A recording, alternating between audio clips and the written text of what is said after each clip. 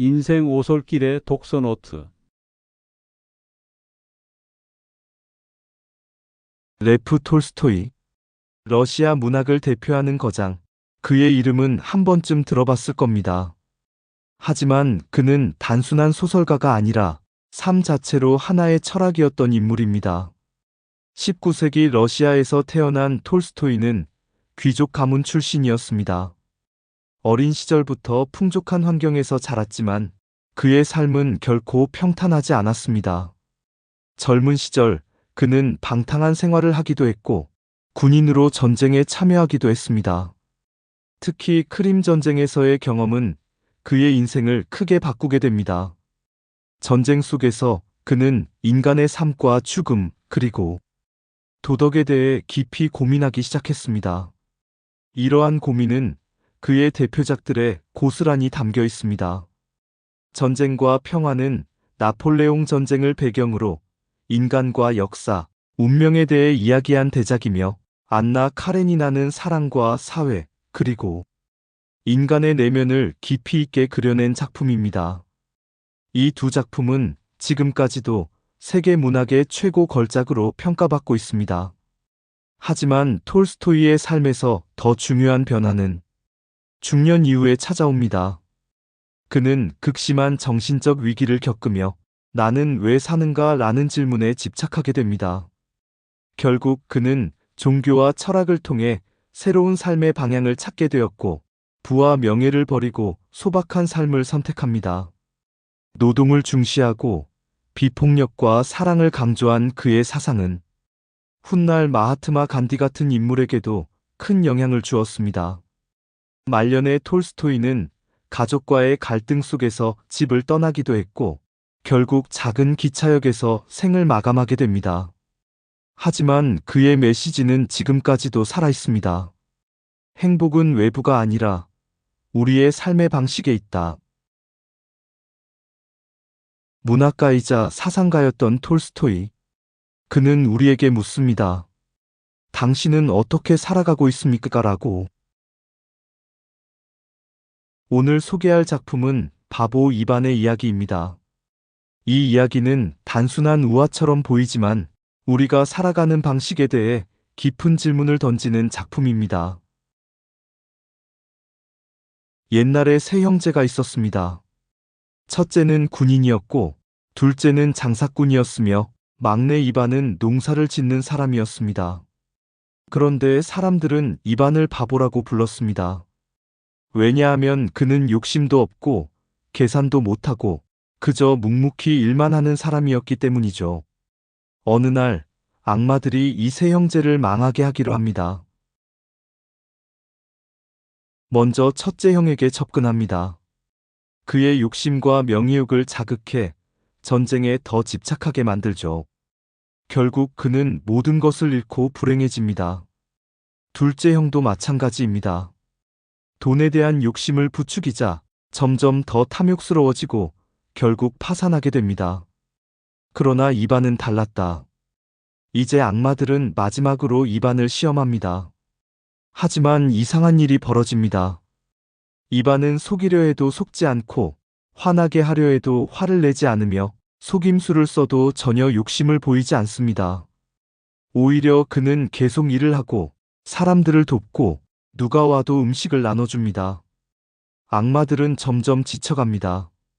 결국 이반을 타락시키는데 완전히 실패하게 됩니다. 시간이 지나면서 욕심을 쫓던 두 형은 몰락하고 바보라 불리던 이반은 조용하지만 평화롭고 행복한 삶을 이어갑니다. 그는 부자가 되지는 않았지만 굶주리지도 않고 주변 사람들과 함께 살아갑니다.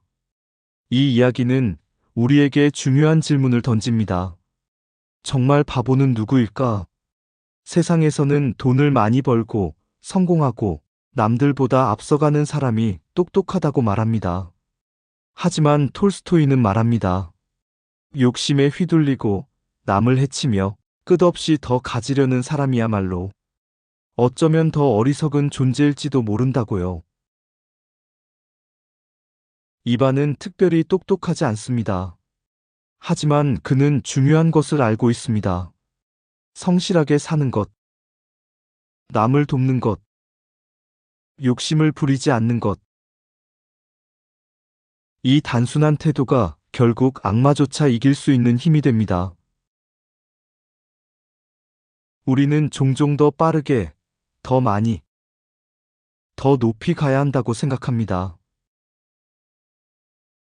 하지만 이 이야기는 이렇게 말하는 것 같습니다. 천천히 가도 괜찮다. 착하게 살아가는 것이 결국 가장 강한 것이다라고. 그럼 이제 바보 이반의 이야기 속으로 들어가 보겠습니다. 바보 이반의 이야기. 톨스토이. 아주 오래전 어느 나라의 한 마을에 부유한 농부가 살고 있었다. 그는 세 아들과 한 딸을 두고 있었다. 큰아들 세면은 군인이 되어 집을 떠났고 둘째 따라스는 장사를 배우기 위해 나갔다. 막내 이반은 집에 남아 듣지도 말하지도 못하는 누이 말라니아와 함께 부모를 도우며 농사를 짓고 있었다. 세면은 전쟁에서 공을 세워 지위와 땅을 얻고 귀족의 딸과 결혼했다. 하지만 생활은 기대만큼 넉넉하지 않았다. 아내가 체면을 중시하며 돈을 아끼지 않았기 때문이다. 결국 세면은 자신의 땅에서 수입을 얻으려 했지만 농장에서는 아직 가축과 농기구가 부족해 제대로 운영할 수 없다는 말을 들었다. 그는 아버지를 찾아가 재산을 나눠달라고 했다. 아버지는 그가 집안에 기여한 것이 없다며 망설였지만 이반에게 의견을 물었다. 이반은 별다른 고민 없이 형에게 땅을 나눠주자고 말했다. 그렇게 세면은 재산 일부를 받아 떠났다. 얼마 후 따라스도 장사로 돈을 벌어 결혼했지만 만족하지 못했다. 그는 집으로 돌아와 자신의 몫을 요구했다. 아버지는 집안의 재산이 대부분 이반의 노력으로 이루어진 것이라며 쉽게 허락하지 않았다. 하지만 따라스는 이반을 대수롭지 않게 여기며 곡식과 말 한마리만 달라고 했다. 이반은 웃으며 그 부탁을 받아들였다. 그는 형에게 곡식을 내주고 말도 내어주면서 부족하면 다시 마련하면 된다고 말했다. 결국 따라스도 자신의 몫을 챙겨 떠났다. 이제 집에는 이반과 부모, 그리고 말라니아만 남았다. 이반은 늙은 말 한 마리로 밭을 일구며 묵묵히 농사를 이어갔다. 그는 불평 한마디 없이 부모를 모시며 살아갔다. 큰 도깨비는 세 형제가 재산을 나누면서도 다투지 않고 서로 양보하는 모습을 보자 몹시 못마땅했다. 그는 곧바로 작은 도깨비 셋을 불러 모았다. 저기 인간 세상에 세 형제가 살고 있다. 군인 세면, 장사꾼 따라스, 그리고 바보 이반이다. 저놈들이 서로 사이좋게 지내는 꼴을 더는 두고 볼 수가 없구나. 서로 양보하며 사는 바람에 내 계획이 전부 어그러졌어. 그러니 너희가 가서 저들 사이를 갈라놓고 결국 서로 싸우게 만들어라. 할 수 있겠느냐? 작은 도깨비들은 자신 있게 대답했다. 물론입니다. 어떻게 할 생각이지? 셋 다 먹고 살기 힘들게 만든 다음 한자리에 몰아넣겠습니다. 그러면 자연스럽게 서로 다투게 될 겁니다. 큰 도깨비는 고개를 끄덕이며 말했다. 좋다. 하지만 명심해라. 세 형제를 완전히 갈라놓기 전에는 돌아오지 마라. 실패하면 가만두지 않겠다. 명령을 받은 작은 도깨비들은 늪으로 돌아가 각자 맡을 일을 정하기 시작했다. 누가 어떤 형제를 맡을지 제비를 뽑기로 하고 일이 끝난 사람은 다른 일을 도와주기로 약속했다. 그렇게 계획을 세운 뒤 각자 흩어졌다. 며칠 뒤 약속한 날이 되자 새 도깨비는 다시 늪에 모였다. 그리고 각자의 진행 상황을 이야기하기 시작했다. 먼저 세면을 맡았던 도깨비가 입을 열었다. 나는 거의 끝냈다. 세면은 지금 크게 곤경에 빠져 있다. 내가 먼저 그에게 허황된 자신감을 불어넣었더니 임금에게 세상을 정복하겠다고 장담하더군. 그 바람에 군대를 이끌고 전쟁에 나가게 됐다. 그런데 나는 그의 군대가 쓰는 화약을 모두 못 쓰게 만들어버렸다. 대신 적국에는 허수아비 같은 군대를 잔뜩 만들어 놓았지. 세면의 병사들은 그것을 보고 겁에 질려 도망쳤고 결국 크게 패했다. 지금 그는 모든 것을 빼앗기고 처벌을 기다리는 처지다. 내일이면 감옥에서 빠져나와 집으로 도망치게 만들면 끝이다. 그러니 나는 이제 거의 할 일이 없다. 그러자 따라스를 맡은 도깨비가 말했다. 나도 순조롭다. 나는 그를 욕심 많은 인간으로 만들어 놓았다. 필요하지도 않은 물건을 계속 사들이게 했지. 가진 돈을 다 써버리고 이제는 빚까지 지면서 물건을 모으고 있다. 하지만 그 많은 물건을 어떻게 처리해야 할지도 몰라 발만 동동 구르고 있지. 곧 갚아야 할 날이 오는데 나는 그때쯤 그의 물건들을 모두 쓸모없게 만들어버릴 생각이다. 그러면 그는 결국 아버지에게 도움을 구하러 돌아갈 수밖에 없을 것이다. 마지막으로 입안을 맡은 도깨비에게 시선이 쏠렸다.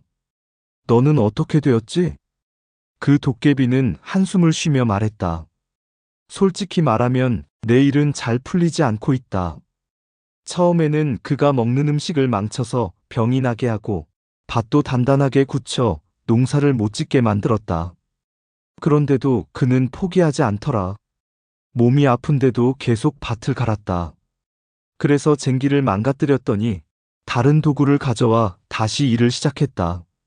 심지어 내가 땅속에서 방해하려 했지만 그 힘을 당해낼 수가 없었다.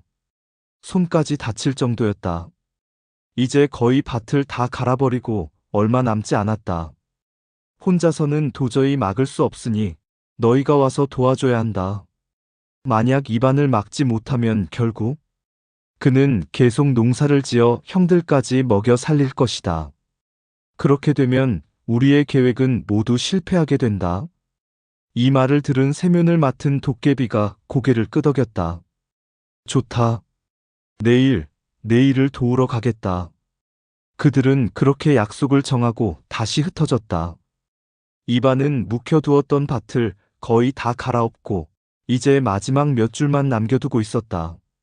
그는 그 부분까지 끝내기 위해 다시 말을 끌고 나왔다.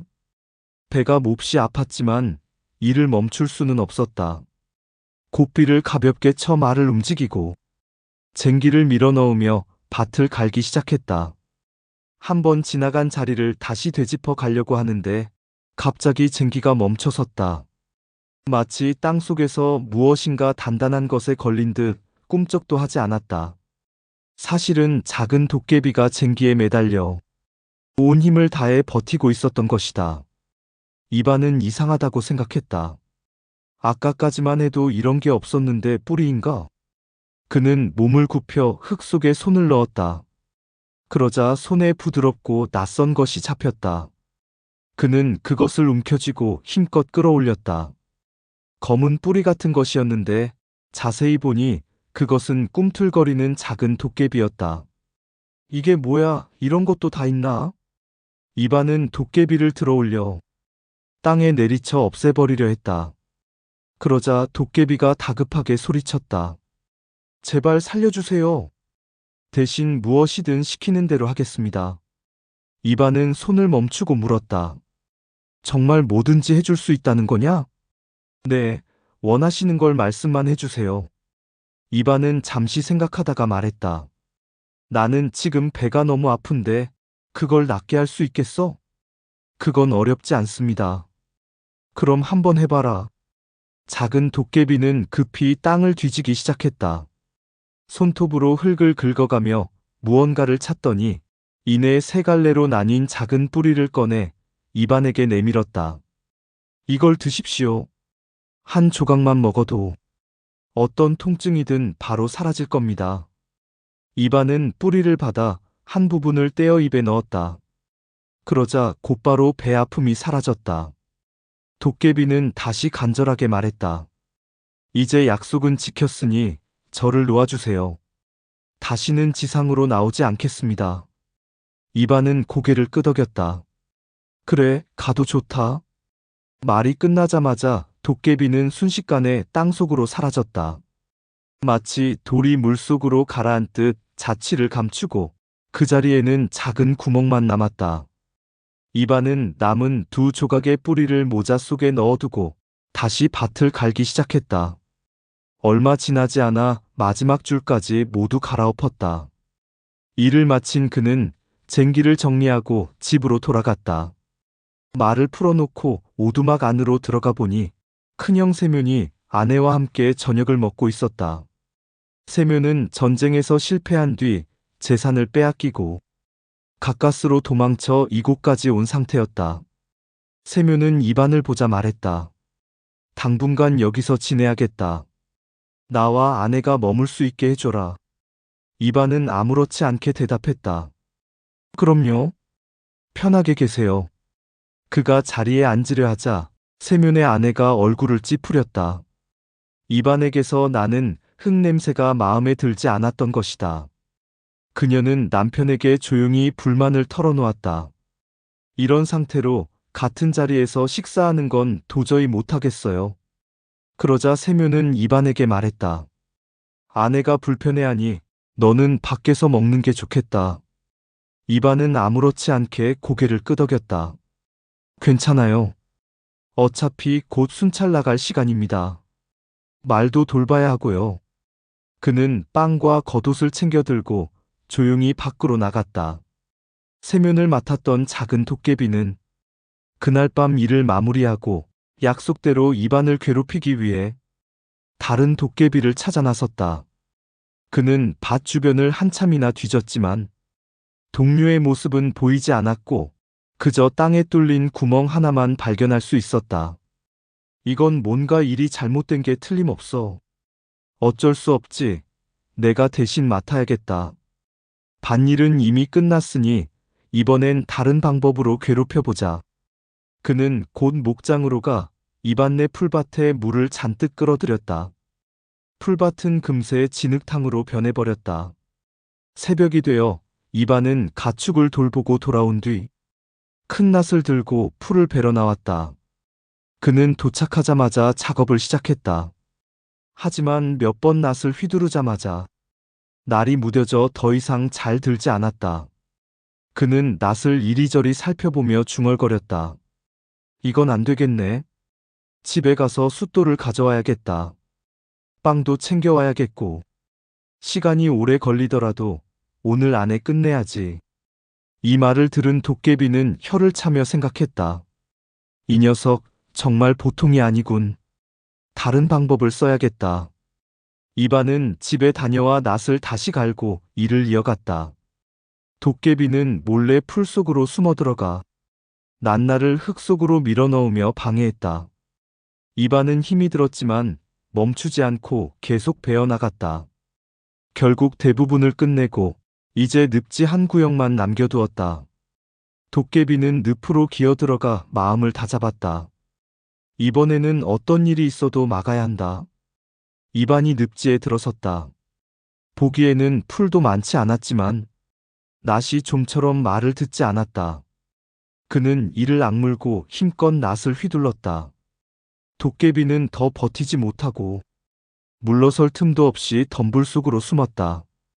그 순간 이반이 낫을 크게 휘두르며 덤불을 베어냈고 도깨비의 꼬리가 절반이나 잘려나갔다. 이반은 끝까지 풀을 다 베어낸 뒤 누이에게 정리를 맡기고 이번에는 곡식을 수확하러 갔다. 하지만 도깨비는 이미 먼저 가서 밭을 엉망으로 만들어 놓았다. 곡식이 이리저리 흩어져 있어 도구로는 수확하기 어려워 보였다. 이반은 잠시 고민하다가 집으로 돌아가 다른 낫을 가져와 다시 작업을 시작했고 결국 그것마저 깔끔하게 끝내버렸다. 이제는 귀리를 베야겠군. 이 말을 들은 도깨비는 이를 갈았다. 이번에는 꼭 제대로 방해해주겠다.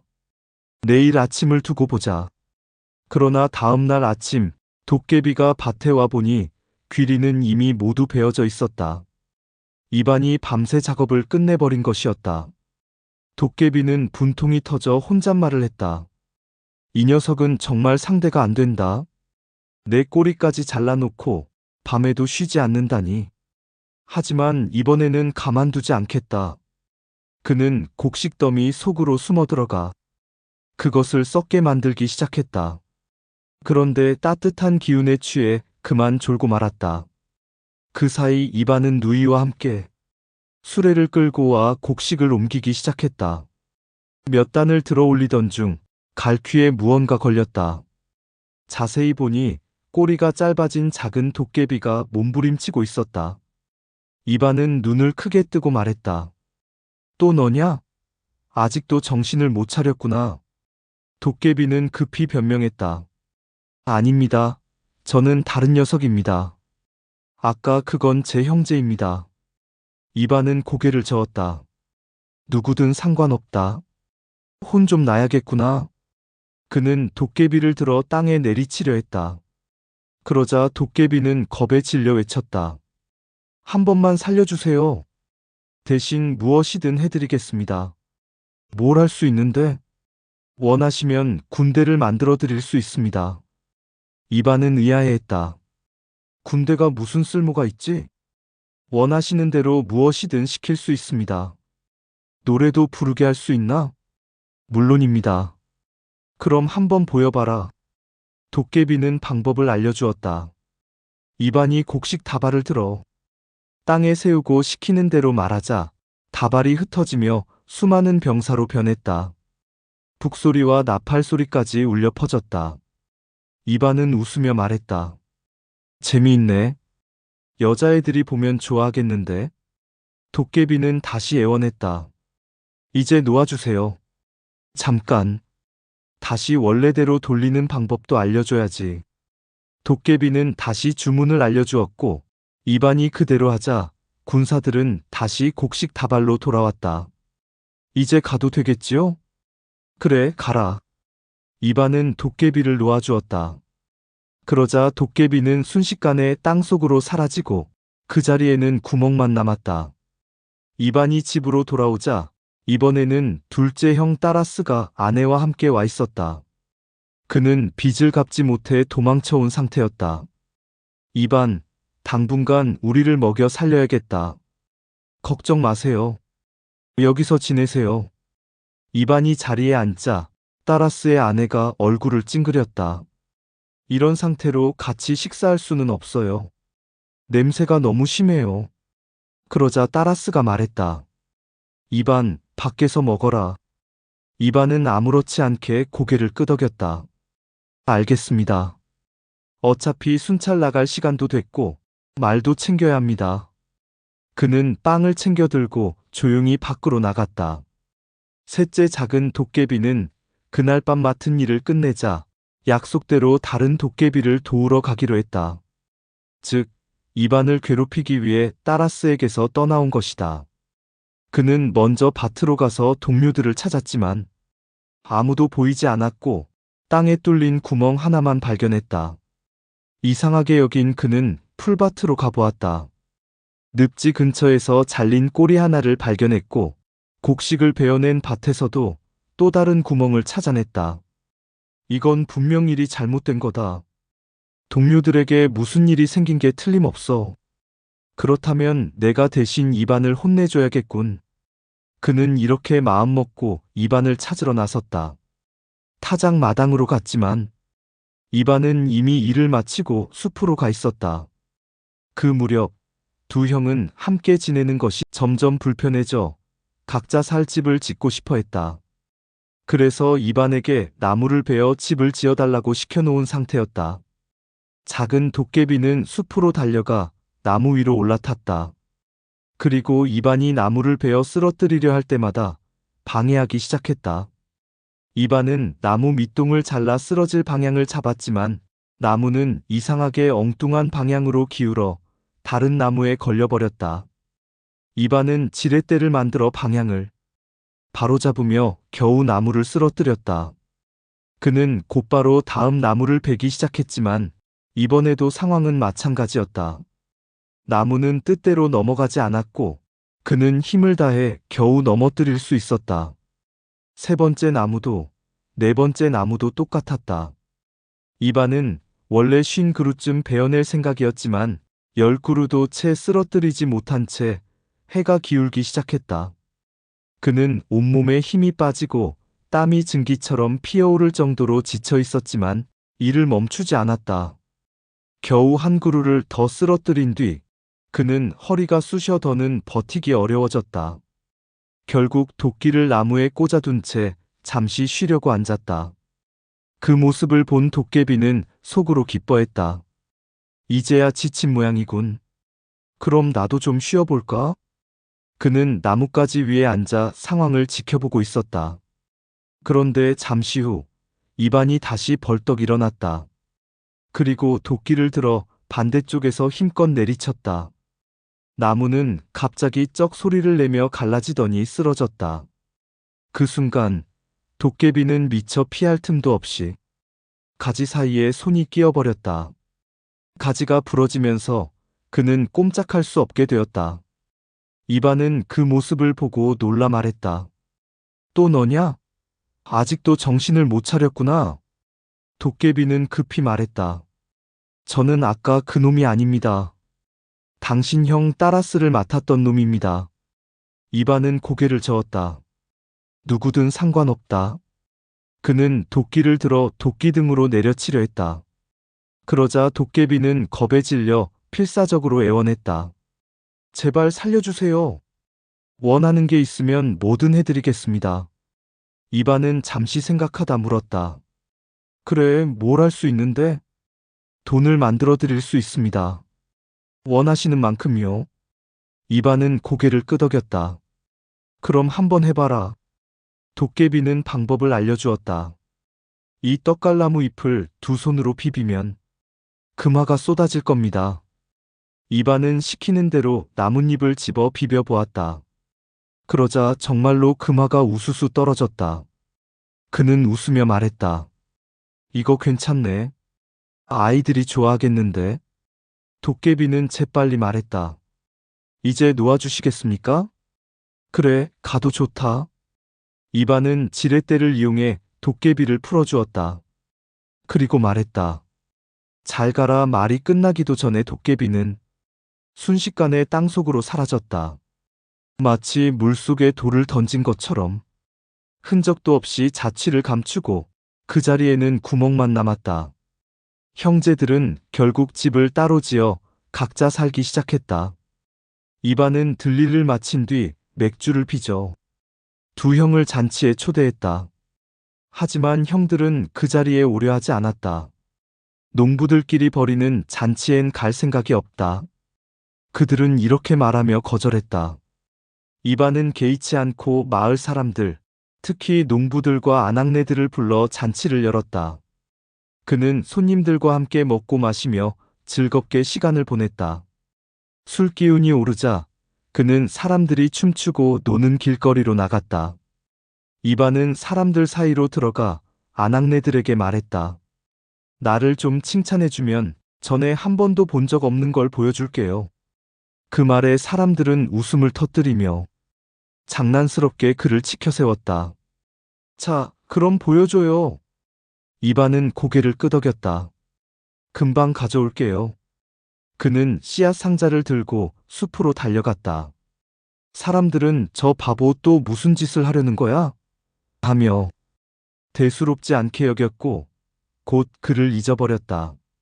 하지만 얼마 지나지 않아 이반이 다시 나타났다. 그는 무언가 가득 담긴 상자를 들고 숨을 헐떡이며 달려왔다. 자, 나눠줄까? 어디 한번 나눠봐요. 이반은 상자에서 금화를 한 움큼 쥐어 사람들 쪽으로 던졌다.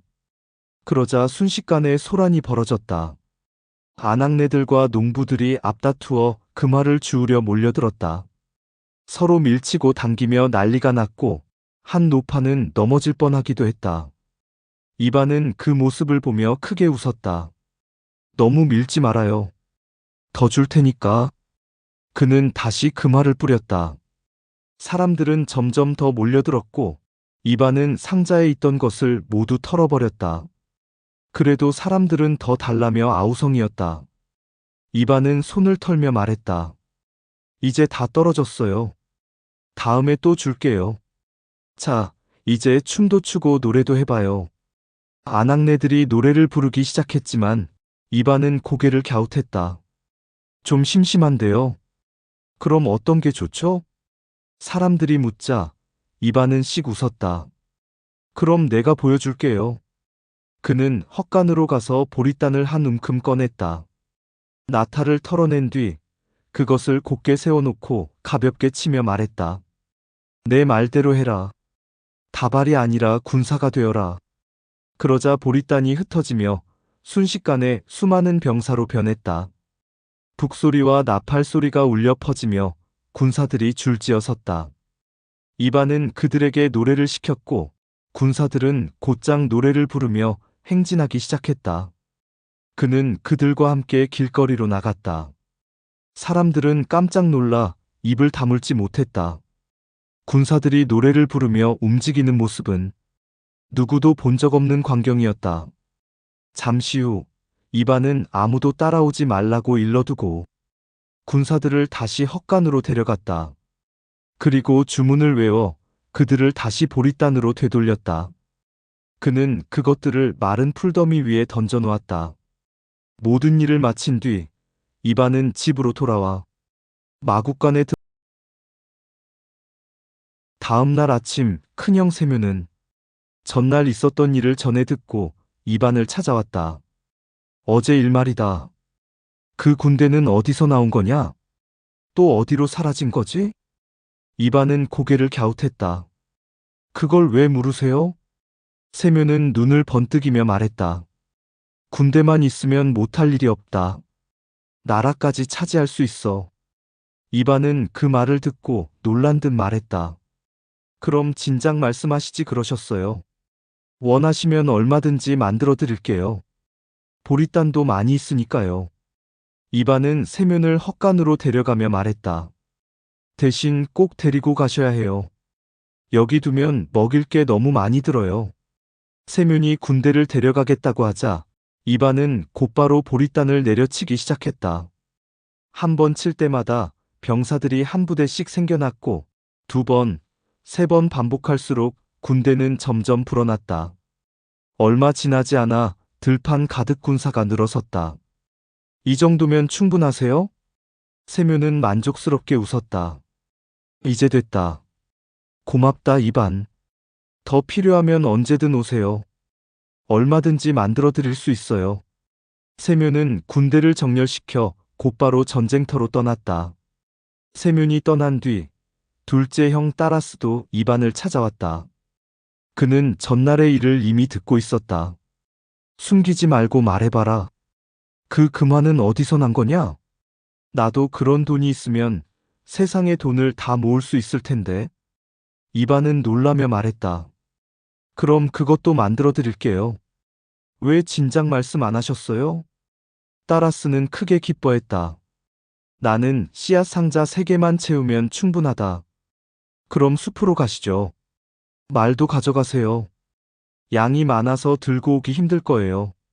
두 사람은 말을 타고 숲으로 갔다. 이반은 떡갈나무 잎을 모아 손으로 비비기 시작했다. 그러자 금화가 쏟아져 금세 산처럼 쌓였다. 이 정도면 되겠어요? 따라스는 기쁨을 감추지 못했다. 지금은 이걸로 충분하다. 고맙다. 더 필요하면 언제든지 오세요. 잎은 얼마든지 있으니까요. 따라스는 금화를 가득 싣고 장사를 하러 떠났다. 이렇게 두 형은 각자의 길로 나아갔다. 세묘는 전쟁을 벌여 여러 나라를 정복했고 따라스는 장사를 통해 큰 부자가 되었다. 어느 날 두 사람은 우연히 만나 서로의 이야기를 나누게 되었다. 세묘는 군대를 얻은 이야기, 따라스는 돈을 모은 이야기를 털어놓았다. 세묘이 먼저 말했다. 나라를 차지하긴 했지만 군대를 유지할 돈이 부족하다. 그러자 따라스가 한숨을 쉬며 말했다. 나는 돈은 많지만 그걸 지킬 사람이 없어서 걱정이다. 세묘이 잠시 생각하다가 말했다. 이반에게 다시 가보자. 나는 군대를 더 얻고 너는 그 군대를 먹일 돈을 더 얻으면 된다. 두 사람은 다시 이반을 찾아갔다. 세면이 먼저 입을 열었다. 이반, 군대가 조금 더 필요하다. 조금만 더 만들어줄 수 있겠느냐? 하지만 이번에는 이반이 고개를 저었다. 이제는 만들어드릴 수 없어요. 왜 그러냐? 전에는 해준다고 하지 않았느냐? 그땐 그랬지만 지금은 안 됩니다. 세면은 화를 내며 말했다. 도대체 왜 안 된다는 거냐? 이반은 차분하게 말했다. 형님의 군대가 사람을 죽였기 때문이에요. 얼마 전 밭을 갈다가 한 여자가 울면서 지나가는 걸 봤어요. 남편이 전쟁에서 죽었다고 하더군요. 형님의 군대가 죽였다고요. 저는 군대가 노래만 부르는 줄 알았지 사람을 죽이는 줄은 몰랐어요. 그래서 더는 만들지 않겠습니다. 이반은 단호하게 거절했다. 이번에는 따라스가 나섰다. 그럼 나에게 금화를 좀 더 만들어줘라. 하지만 이반은 역시 고개를 저었다. 그것도 안 됩니다. 왜 안 된다는 거냐 약속했잖아.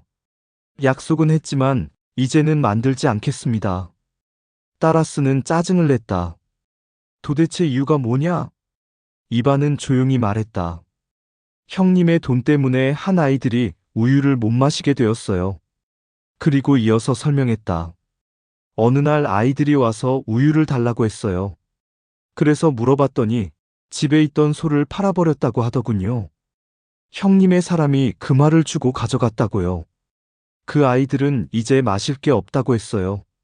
저는 돈이 사람을 돕는 데 쓰이는 줄 알았는데 오히려 빼앗는 데 쓰였더군요. 그래서 더는 만들어 드릴 수 없습니다. 이반은 끝까지 뜻을 굽히지 않았다. 결국 두 형은 아무것도 얻지 못한 채 돌아섰다. 돌아가는 길에 두 사람은 서로 방법을 의논했다. 세면이 말했다. 이렇게 하자. 네가 나에게 군대를 유지할 돈을 주고 나는 너에게 군대를 나눠주겠다. 따라스는 고개를 끄덕였다. 두 사람은 서로 가진 것을 나누었고 각자 왕이자 부자가 되었다. 그동안 이반은 집에 남아 부모를 모시며 말 못하는 누이와 함께 밭일을 계속하고 있었다. 어느 날 집에서 키우던 늙은 개가 병이 들어 거의 죽게 되었다. 몸에는 병까지 번져 더는 살기 어려워 보였다. 이반은 개가 안쓰러워 누이에게서 빵을 받아 모자에 넣고 개에게 가져갔다. 그런데 모자에 작은 구멍이 나 있어 빵과 함께 전에 도깨비에게서 받은 뿌리 한 조각이 바닥으로 떨어졌다. 개는 빵과 함께 그 뿌리까지 주워 먹었다. 그러자 놀랍게도 금세 기운을 차리더니 뛰어다니고 짖고 꼬리를 흔들며 다시 활기를 되찾았다. 병이 말끔히 나은 것이었다. 그 모습을 본 부모는 크게 놀랐다. 대체 뭘 먹였길래 저렇게 나은 거냐? 이반은 아무렇지 않게 대답했다. 어떤 병이든 낫게 하는 풀뿌리가 있었는데 그걸 먹은 거예요. 마침 그 무렵 나라의 공주가 큰 병에 걸려 있었다. 왕은 온 나라에 알리기를 공주의 병을 고치는 사람에게 큰 상을 내리고 미혼이라면 공주와 결혼하게 해주겠다고 했다. 이 소식은 이반의 마을에도 전해졌다. 부모는 이반을 불러 말했다. 너에게 그 풀뿌리가 있다지 않느냐? 가서 공주를 낫게 해보아라. 그러면 큰 복을 받을 것이다. 이반은 순순히 대답했다. 그럼 다녀오겠습니다. 부모는 그에게 나들이 옷을 입혀주었다. 이반이 집을 나서려는데 문 앞에 손이 불편한 거지 여인이 서 있었다. 무슨 병이든 고칠 수 있다지요? 제 손도 좀 낫게 해주세요. 이대로는 아무것도 할 수가 없어요. 이반은 망설이지 않고 말했다. 그럼 도와드릴게요. 그는 가지고 있던 마지막 뿌리를 꺼내 여인에게 건네며 먹으라고 했다. 여인이 그것을 삼키자 곧바로 손이 나아 자유롭게 움직일 수 있게 되었다. 그 광경을 본 부모는 크게 화를 냈다. 공주를 고칠 약을 다 써버리다니. 거지는 도와주면서 공주는 어쩌려고 그러느냐? 그 말을 듣고 이반은 공주도 불쌍하다는 생각이 들었다. 그는 곧바로 수레를 준비해 짚을 싣고 그 위에 올라탔다. 어디를 가겠다는 거냐? 부모가 묻자 이반은 태연하게 대답했다. 공주님을 고쳐드리러 가요. 하지만 이제 약도 없지 않느냐? 괜찮아요. 가보면 알겠죠. 이반은 그렇게 말을 몰아 길을 떠났다. 궁궐에 도착해 문 앞에 내리는 순간 신기하게도 공주의 병은 저절로 나아버렸다. 왕은 크게 기뻐하며 이반을 궁으로 불러들였다. 그리고 좋은 옷을 입혀주며 말했다. 그대는 공주를 구하는 인이다. 내 사위가 되어라. 이반은 고개를 숙이며 말했다. 과분한 은혜입니다. 그리하여 그는 공주와 결혼하게 되었다. 얼마 지나지 않아 왕이 세상을 떠났고 이반이 왕위를 이어받게 되었다. 이렇게 해서 세 형제는 모두 각자의 나라를 가진 왕이 되었다. 세 형제는 각자의 자리에서 나라를 다스리며 살아가고 있었다. 먼저 큰형 세묘는 강력한 왕이 되어 있었다. 그는 처음에는 지푸로 만든 군사를 이용했지만 점차 실제 병사들을 모아 군대를 키워나갔다. 그는 나라 곳곳에서 일정한 기준에 맞는 사람들을 뽑아 군인으로 삼았고 그들을 엄격하게 훈련시켰다. 그리고 자신의 뜻을 거스르는 사람이 있으면 언제든 군대를 동원해 억누르곤 했다. 그 결과 사람들은 그를 두려워하게 되었다. 그의 생활은 매우 화려했다. 마음에 드는 것이 있으면 무엇이든 손에 넣을 수 있었고 군대를 보내면 원하는 물건이든 사람이든 모두 데려올 수 있었다. 그의 권력은 막강했고 그 힘으로 원하는 것은 무엇이든 이루었다. 둘째 형 따라스도 부유하게 살고 있었다. 그는 이반에게서 얻은 돈을 바탕으로 더 큰 재산을 모았다. 그리고 나라 안에 여러 세금을 만들어 백성들에게서 돈을 거두었다. 사람들은 생활에 필요한 돈을 얻기 위해 그의 곁으로 몰려들었고 무엇이든 돈으로 해결하려 했다. 그는 금고를 가득 채워두고 그 돈을 바탕으로 더 많은 부를 쌓아 올렸다. 그의 나라는 돈이 중심이 되는 곳이었고 사람들은 모두 돈을 얻기 위해 애쓰며 살아갔다. 한편 막내 이반의 생활도 나쁘지 않았다. 장인의 장례를 치른 뒤 그는 왕으로서의 화려한 옷을 모두 벗어버리고 다시 평소 입던 소박한 옷차림으로 돌아갔다. 그리고 직접 밭에 나가 일을 하기 시작했다. 나는 가만히 앉아 있는 게 더 힘들다. 몸을 움직여야 마음이 편하다. 그는 이렇게 말하며 부모와 누이를 불러 함께 농사를 지었다. 사람들이 그에게 물었다. 그래도 왕이신데 이렇게 직접 일하셔도 됩니까? 이반은 태연하게 대답했다. 왕도 먹고 살아야 하잖아요. 어느 날 대신이 와서 말했다. 나라 곳간에 돈이 없어. 관리들에게 줄 급여를 마련할 수 없습니다. 이반은 대수롭지 않게 말했다. 없으면 안 주면 되죠. 그러면 사람들이 일을 하지 않을 것입니다.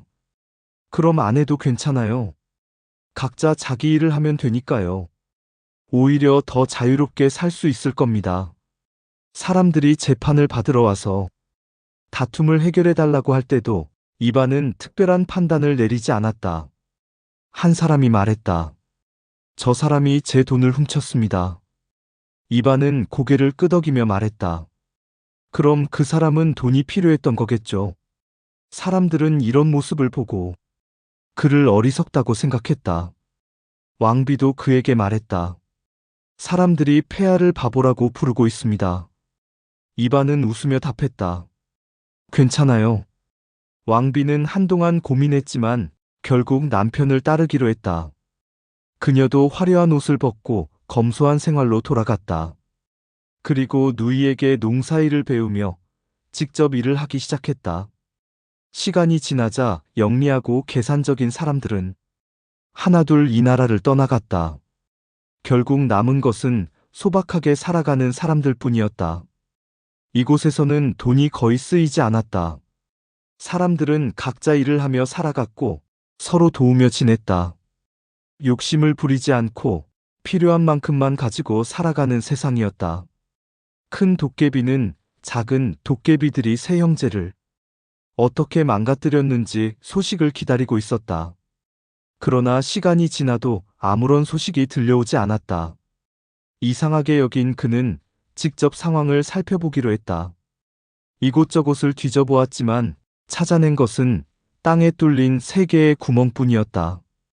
이건 아무래도 실패한 모양이군. 그렇다면 내가 직접 나설 수밖에 없겠어. 그는 곧 형제들을 찾아 나섰다. 하지만 그들이 살던 집에는 이미 아무도 없었다. 수소문 끝에 3형제가 각각 다른 나라에서 왕이 되어 살고 있다는 것을 알아냈다. 그것도 모두 무사히, 오히려 더 잘 살고 있었다. 그 모습을 본 큰 도깨비는 혼잣말을 했다. 이제는 내가 직접 처리해야겠군. 그는 먼저 큰형 세면의 나라로 향했다. 자신의 정체를 숨긴 채 유능한 장수로 변장해 왕 앞에 나섰다. 폐하께서는 이미 훌륭한 군주이십니다만 군사에 관해서는 제가 더욱 강한 힘을 만들어 드릴 수 있습니다. 부디 저를 써주십시오.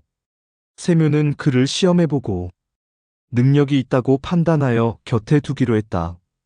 그 장수는 곧 군대를 강화할 방안을 내놓았다. 더 많은 병사를 모아야 합니다. 지금은 백성들이 집안일에 너무 매달려 있습니다. 젊은이는 남김없이 징집해야 합니다. 그리고 새로운 무기도 필요합니다. 한 번에 많은 탄환을 쏟아내는 총과 무엇이든 불태울 수 있는 대포를 만들겠습니다. 세묘는 그의 말을 그대로 따랐다. 전국의 젊은이들을 군대로 불러 모으고 새로운 무기를 만드는 공장까지 세웠다. 그리고 곧바로 이웃나라에 전쟁을 선포했다. 전쟁이 시작되자 세면의 군대는 강력한 화력을 앞세워 적을 순식간에 무너뜨렸다. 많은 병사들이 불타 죽었고 적국은 겁에 질려 항복했다. 세면은 크게 기뻐하며 더 큰 정복을 꿈꾸었다. 이제 인디아까지 정복해야겠다. 하지만 인디아의 왕은 이미 그의 전략을 파악하고 있었다. 그는 더 많은 병력을 모았을 뿐 아니라 여자들까지 군대로 동원했다. 게다가 하늘을 날며 공격할 수 있는 새로운 전술까지 준비해 두었다. 세면이 다시 전쟁을 일으켰지만 이번에는 상황이 달랐다.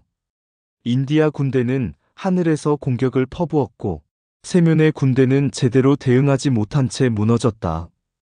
병사들은 흩어져 도망쳤고 결국 세면은 혼자 남게 되었다. 그는 나라를 빼앗기고 쫓겨나 정처 없이 떠돌게 되었다. 큰 도깨비는 첫째를 무너뜨린 뒤 이번에는 둘째 따라스의 나라로 향했다. 이번에는 돈 많은 상인으로 변장했다. 그는 값비싼 물건을 사들이고 사람들에게 후하게 돈을 주었다. 백성들은 더 많은 돈을 벌기 위해 그에게 몰려들었다. 덕분에 세금도 잘 거쳤고 나라의 재정도 좋아지는 듯 보였다. 따라스는 매우 만족했다. 참으로 고마운 상인이로군. 그는 더 큰 궁전을 짓기 위해 사람들을 불러 모았다. 높은 품삯을 약속하며 일을 시켰다. 하지만 사람들은 오지 않았다. 모두 더 많은 돈을 주는 그 상인에게로 가버린 것이었다. 품삯을 올려도 소용없었다. 상인은 항상 그보다 더 많은 돈을 내놓았다. 결국 궁전은 완성되지 못했다. 정원을 만들려 해도 마찬가지였다. 아무도 왕의 일을 하려 하지 않았다. 모두 상인의 일을 택했다. 겨울이 되어 필요한 물건을 구하려 해도 이미 모두 상인의 손에 들어가 있었다. 좋은 말도 귀한 가죽도 모두 그가 사들여 버렸다. 백성들은 왕의 일에는 관심이 없고 상인에게서 돈을 벌어 그 돈으로 세금만 낼 뿐이었다. 결국 따라 쓰는 돈은 넘쳐났지만 정작 필요한 것은 아무것도 얻지 못하는 처지가 되었다. 생활은 점점 궁핍해졌다. 그는 분노하여 상인을 나라 밖으로 쫓아냈다. 하지만 상인은 국경 근처에서 계속 장사를 이어갔고 사람들은 여전히 그에게 몰려갔다. 상황은 더 나빠졌다. 먹을 것도 부족해졌고 심지어 왕비까지 돈으로 사려 한다는 소문까지 돌았다. 따라스는 점점 기세를 잃고 어쩔 줄 몰라 했다. 그때 쫓겨난 세면이 그를 찾아왔다. 나를 좀 도와줘. 나는 전쟁에서 졌다. 그러나 따라스 역시 여유가 없었다. 그는 지친 얼굴로 말했다. 나도 지금 사정이 좋지 않다. 벌써 이틀째 아무것도 먹지 못하고 있다.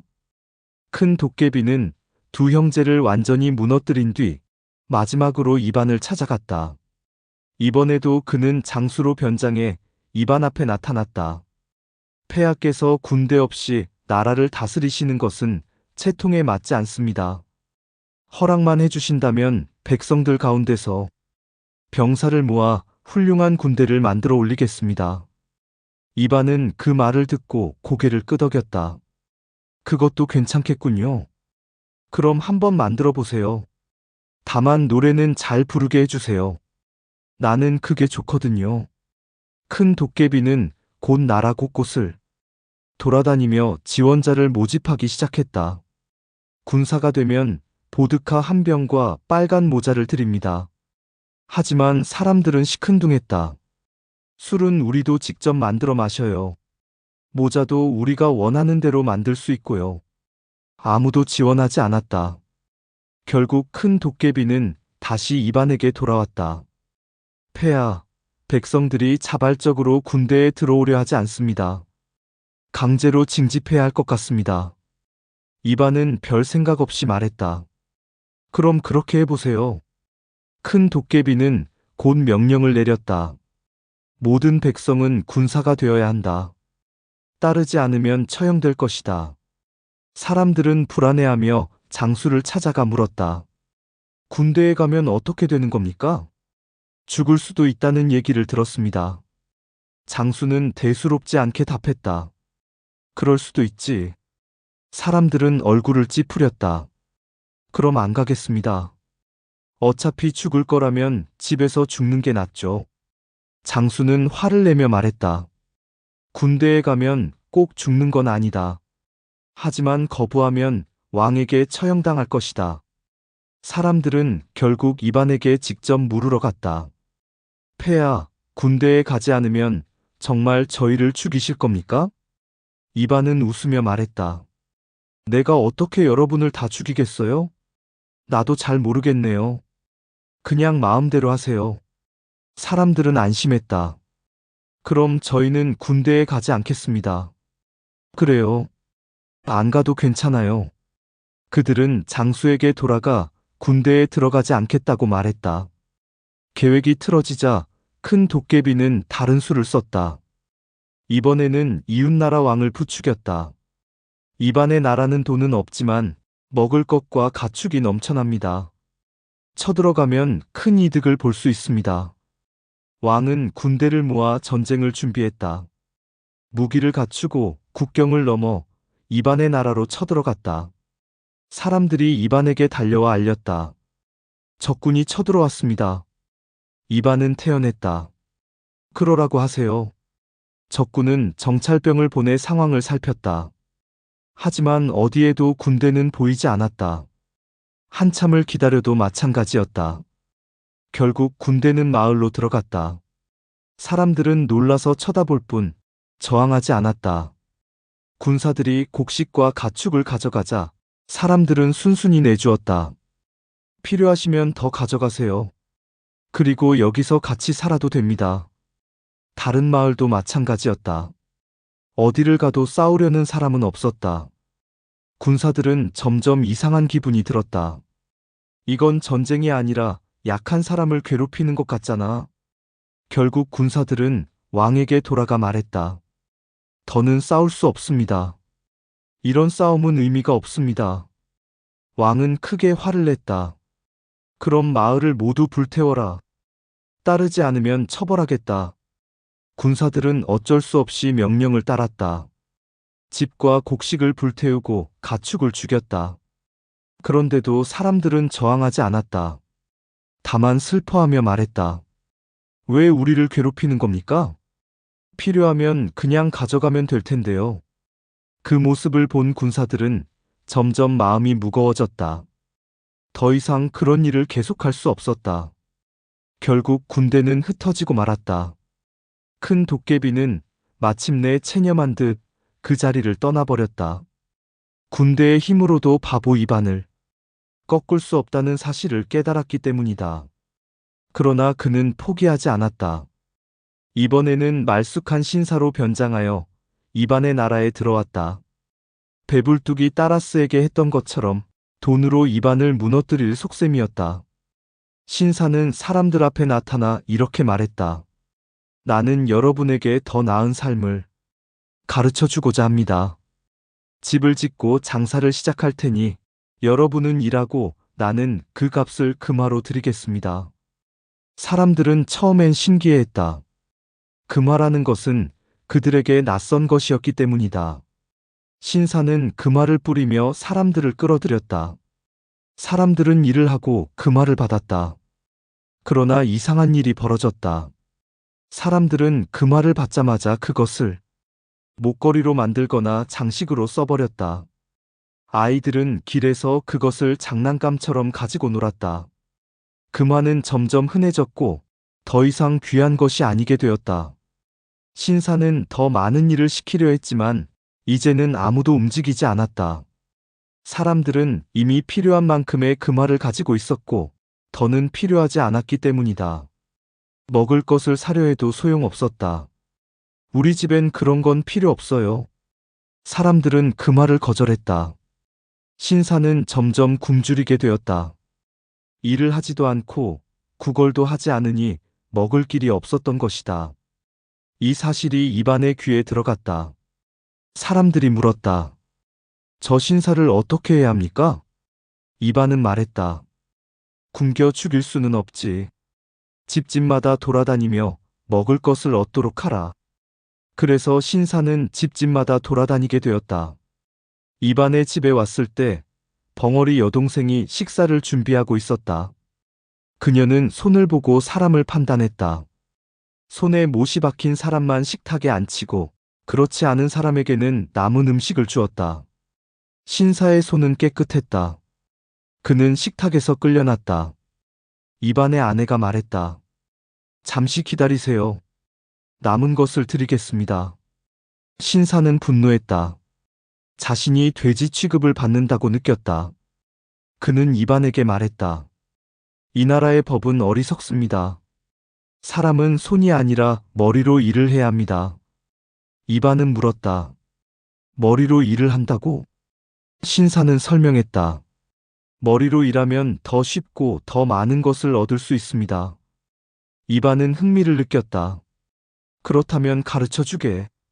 이반은 온 나라에 알렸다. 머리로 일하는 법을 가르쳐 줄 사람이 있다. 사람들은 구경하러 모였다. 높은 망대가 세워지고 신사는 그 위에 올라가 말을 하기 시작했다.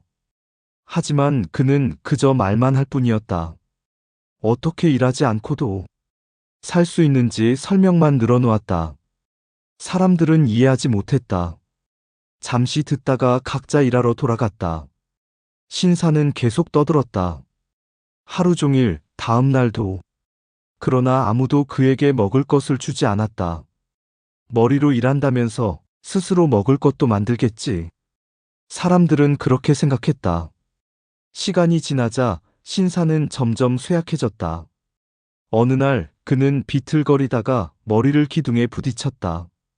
이반이 달려왔다. 신사는 결국 쓰러져 망대 아래로 굴러 떨어졌다.